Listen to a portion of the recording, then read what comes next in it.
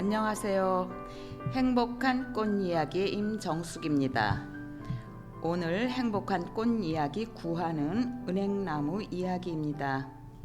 가을이 깊어지고 겨울로 들어서며 노랗게 물든 은행잎비가 내려 바닥을 노랗게 뒤덮어 가을 정취를 흠뻑 느끼게 합니다.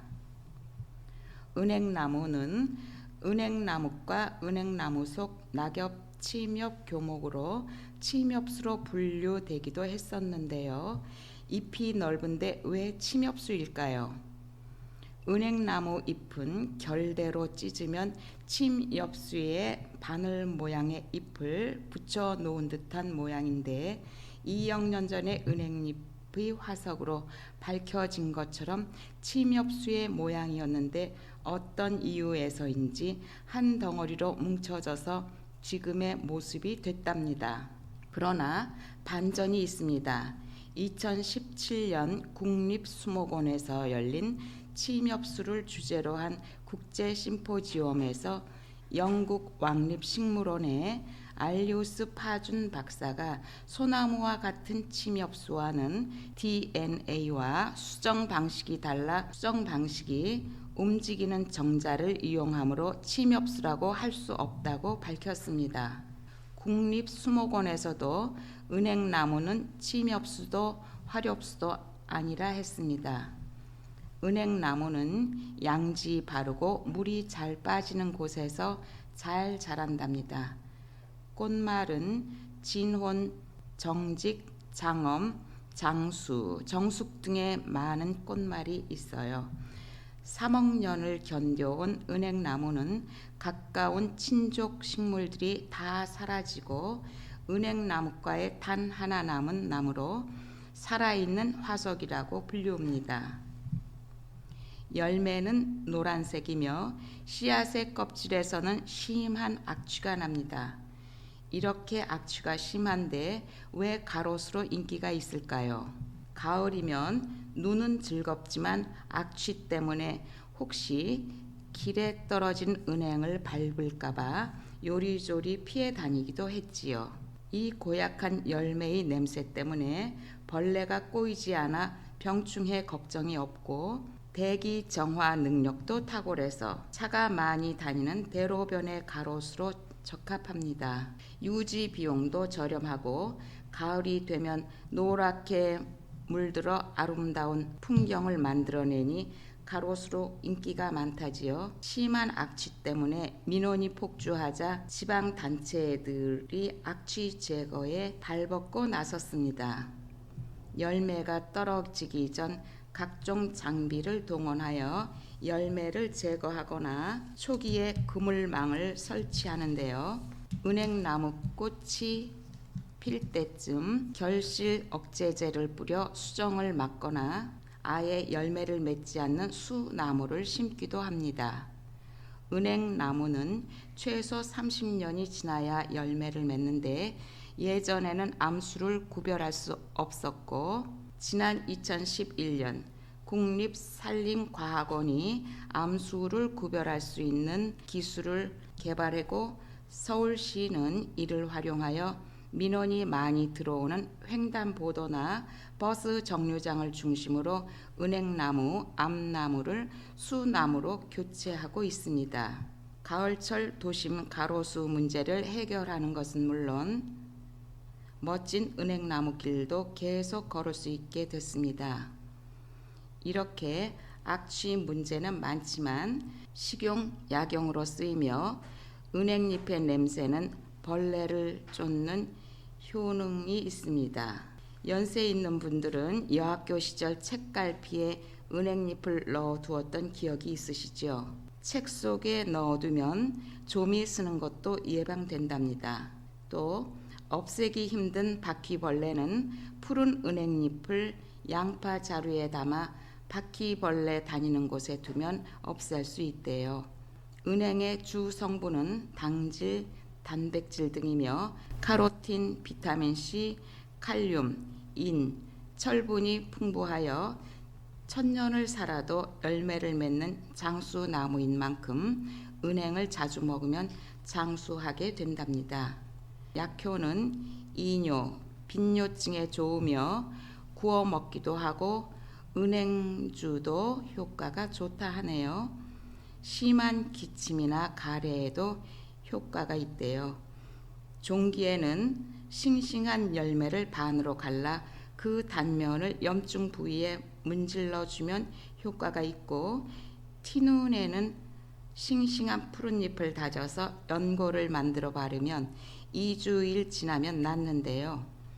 그 외에도 많은 효과가 있긴 하지만 알칼로이드라고 하는 독성분이 있어서 반드시 익혀 먹어야 하며, 한꺼번에 많이 먹으면 구토, 소화불량, 호흡곤란 증세가 나타나니 성인은 하루에 10알, 어린이는 5알 이내가 적당하답니다. 약효에 대한 얘기가 너무 길었어요. 분위기 바꾸겠습니다. 안치환의 가을 은행나무 아래에서 노래 듣고 가겠습니다.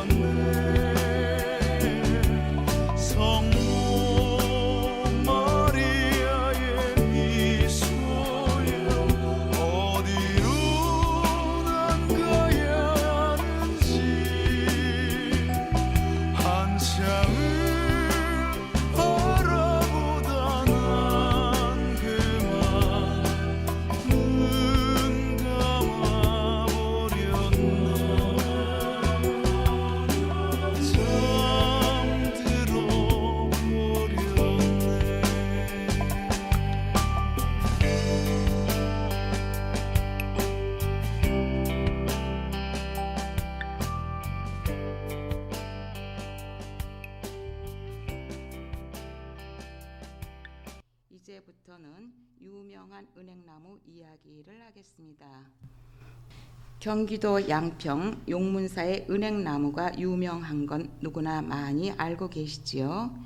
용문사의 은행나무는 우리나라에서 가장 크고 오래됐으며 수령 1100년, 높이는 42m, 밑둥 둘레는 152m이며 세종 때 상품인 당상관 품계를 하사받은 나무로 임진왜란 등의 전란과 재해를 겪으며 꿋꿋이 자리를 지켜왔습니다.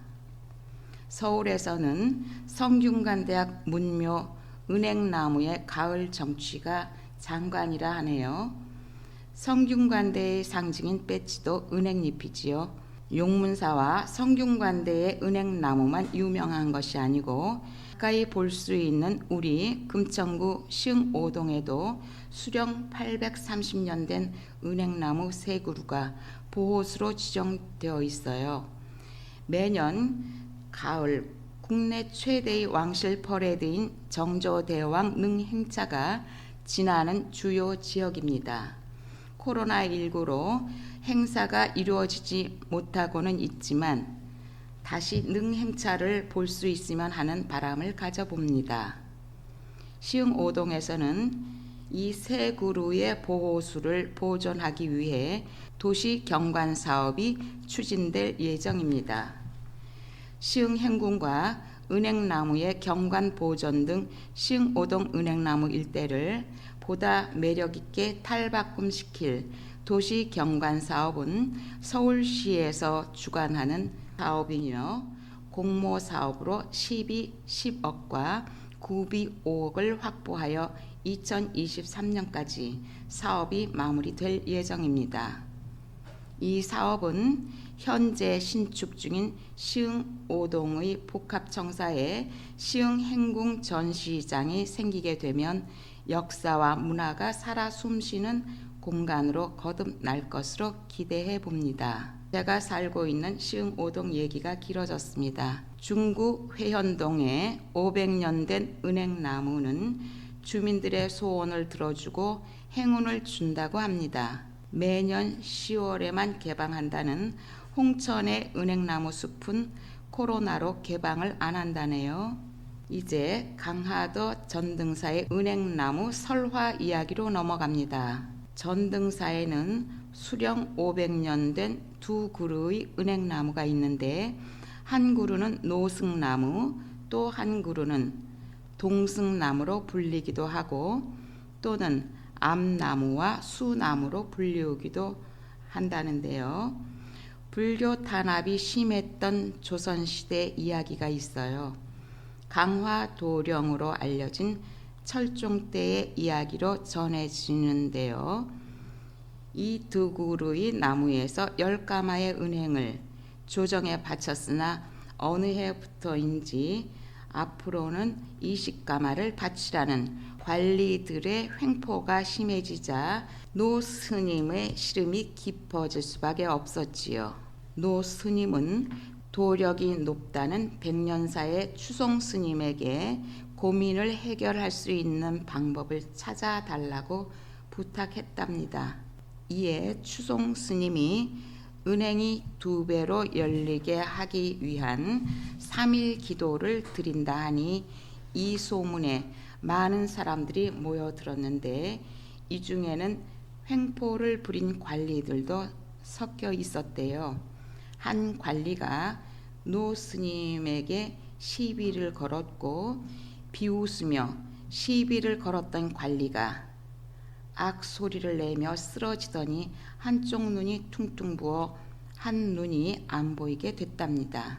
이제부터 이 2그루의 나무에는 은행이 열리지 않을 것이다 라고 했으니 추송 스님은 은행이 2배로 열리는 기도를 드린 게 아니었던 거죠.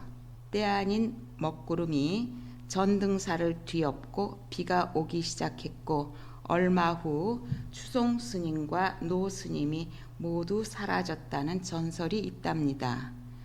그 그 후로 이 두 그루의 은행나무는 은행이 열리지 않는다는데 확인해 보는 건 어떨까요? 밀양의 은행나무도 유명한데요. 밀양의 금시당 백곡제는 임진왜란 때 불타버린 후 복원되었고, 백곡 이지훈을 추모하기 위해 후손인 이광재가 심었다는 은행나무가 유명하다는데 관광객들이 많이 몰려 은행나무 보호가 시급하다고 하네요. 이외에도 은행나무 명소 5곳을 소개할게요.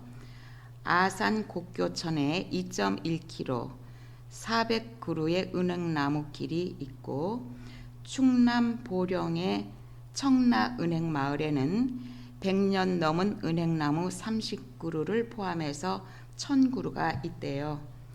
이 마을에는 조선 후기 때부터 내려오는 신경섭 고택이 은행나무와 잘 어울려 웨딩 사진 촬영지로 유명하고요. 주위에 있는 오서산의 억새도 유명하다 하니 은행나무와 억새의 정취도 함께 느끼는 것도 좋을 듯 합니다. 충북 괴산의 문광저수지 은행나무길은 사진작가들이 꼽는 명소라 하네요. 호수의 물안개와 호수에 들이운 은행나무가 볼만하답니다. 또 거창 의동마을 100m 정도의 은행나무길, 송파구의 위례성길의 은행나무도 유명하다 하네요. 위례성길의 1300그루의 은행나무와 올림픽공원의 단풍나무도 함께 즐기시며 가을 나들이 마무리하시면 어떨까요? 이렇게 가을을 마무리하면 겨울 맞이하고 또 한 해가 지나가는 아쉬움이 남겠네요.